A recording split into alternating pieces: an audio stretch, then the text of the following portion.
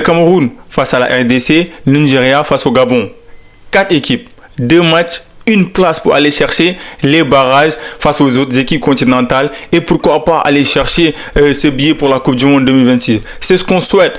En tout cas, les gars, bienvenue. Merci de vous abonner, de commenter, de liker, de donner votre avis. On va voir les 4 équipes. On va commencer sans doute par cette équipe qui déçoit et qui ne cesse de décevoir. Cette équipe camerounaise qu'on entend à chaque fois, qu'on se dit que voilà, ils vont sans doute se réveiller. Non, ils ne sont pas du tout revanchards. Cette équipe camerounaise a toujours plu de par leur niaque, de par leur grinta, de par cette surexcitation que tout le monde avait envers cette équipe. Mais non, on ne reconnaît plus cette équipe camerounaise depuis quelque temps.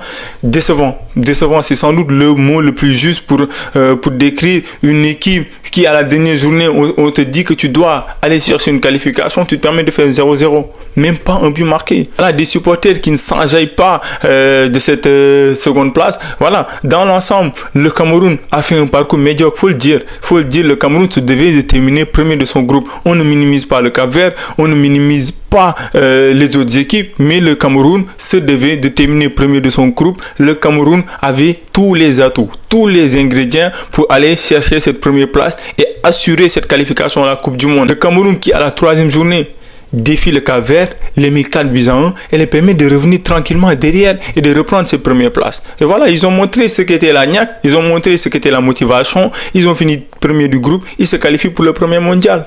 Qu'est-ce qu'on attend de cette équipe camerounaise? Collectivement, individuellement, ça propose rien du tout. Le coach ne met rien en place, faut le dire. Cette équipe, les joueurs, on a l'impression que des fois ils dorment, des fois ils ont envie de jouer, d'autres fois non. Plus cette excitation qu'on avait pour aller regarder le Cameroun et se dire que bon, c'est sûr, même s'ils sont menés 1-0 jusqu'à la 90e minute, ils vont revenir gagner le match. C'est ça qui est décourageant. Maintenant, voilà, on espère peut-être qu'ils vont se réveiller. On espère que cette équipe camerounaise va reproposer quelque chose, va sans doute mettre en place un système. Samuel Eto'o, qui se disait voilà aussi confiant pour aller chercher une place à la Coupe du Monde, a vu énervé après la fin du match. Ce qui a toujours été une identité de la part des Camerounais, c'est ça qui disparaît par rapport. Et c'est tellement dommage. Cette équipe que personne ne voulait défier commence à ne plus faire peur.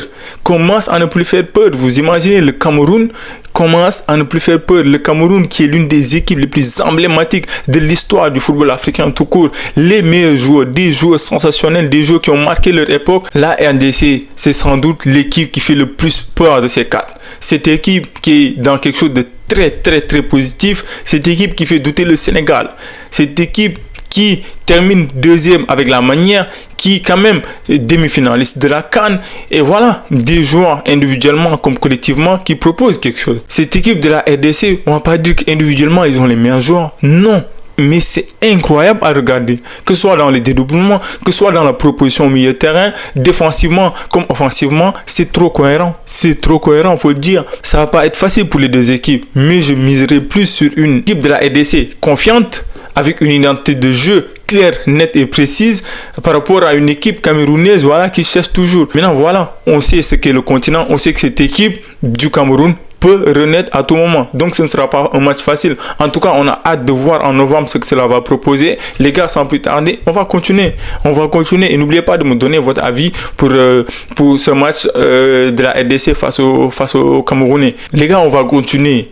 Le Gabon face au Nigeria. Le Gabon qui fait sensation.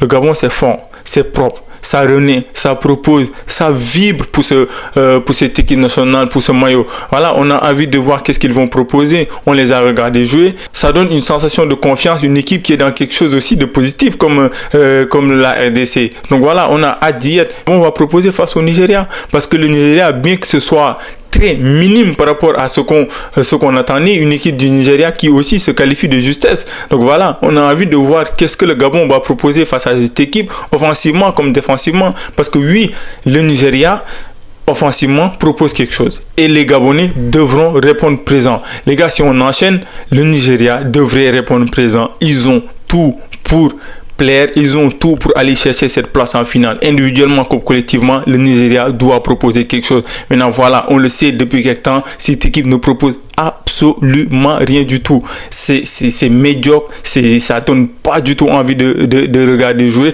alors qu'ils ont tout pour le faire. C'est ça qui est tellement dommage. Voilà, ça repose sur un Victor Osimhen aussi efficace comme à son habitude. Voilà, en tout cas les gars, donnez-moi votre avis en commentaire. Dites-moi selon vous, quelle équipe va faire le grand pas pour aller défier les autres équipes des continentales et chercher peut-être une place à la Coupe du Monde. C'est ça qu'on espère, et donnez-moi votre avis en commentaire.